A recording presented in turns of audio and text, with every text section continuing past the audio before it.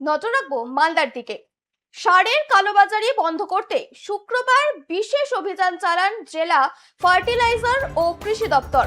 পুরাতন মালদার মুচিয়া এলাকায় বিভিন্ন সারের দোকানে চলে এই অভিযানে উপস্থিত ছিলেন অতিরিক্ত জেলা শাসক অনিন্দ সরকার, ডিটিএ সহ কৃষি দপ্তরের আধিকারিকরা। দোকানগুলিতে সারের মজুদ, সরকারি মজুদ তালিকা ও নথিপত্র খতিয়ে দেখা হয়। কৃষি দপ্তর জানিয়েছে, কৃষকদের ন্যায্য দামে সার সরবরাহ নিশ্চিত করতেই জেলার বিভিন্ন এলাকায় এই ধরনের অভিযান চলবে। যেমনটা জানা যাচ্ছে, সারের কালোবাজারি বন্ধ করতে শুক্রবার বিশেষ অভিযান চালালো জেলা ফার্টিলাইজার ও কৃষি দপ্তর।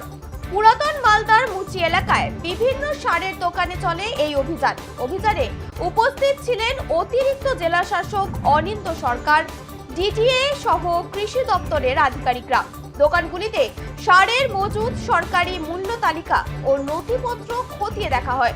কৃষি দপ্তর জানিয়েছে, কৃষকদের ন্যায্য দামে সার সরবরাহ নিশ্চিত করতেই জেলার বিভিন্ন এলাকায় এই ধরনের অভিযান চলবে।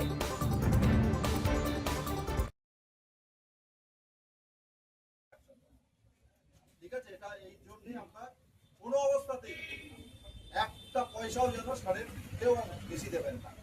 কোনো ডিলার যদি বলে যে আমার কাছে সার নেই, সার থাকা সত্ত্বেও, সেটাও ডিস্ট্রিক্ট থেকে ডিএম সাহেবের প্রতিনিধি এসেছিলেন, আমাদের পিও অফিস, এসও অফিস থেকে আধিকারিকরা এসেছিলেন, ডিপিও সাহেব এসেছিলেন, ডিটি সাহেব এসেছিলেন, ডিটি অ্যাডমিন এসেছিলেন, হ্যাঁ, আর আমাদের অলমালদার আইসি সাহেব এসেছিলেন, আরও বিভিন্ন আধিকারিকরা এসেছিলেন। আমার দোকান ফার্টিলাইজার আমি সঠিক দামে চাষিদের কাছে পৌঁছে দিই কি না, হ্যাঁ, সেই চেকিংটাই, এবং আমার মানে স্টক পজিশন, আমার রেজিস্টার, আমার সেল বুক ওনারা দেখে সব কিছু ওকে আমাকে থ্যাঙ্কস জানিয়ে গেলেন।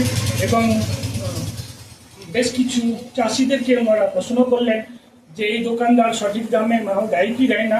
প্রত্যেকেই বলছেন না, আমরা সঠিক দামে মাল না দিলে দীর্ঘদিন যাবত এখানে মাল আমরা ক্রয় করি, ষষ্ঠীদা আমাদেরকে সঠিক দামে মাল দেয়।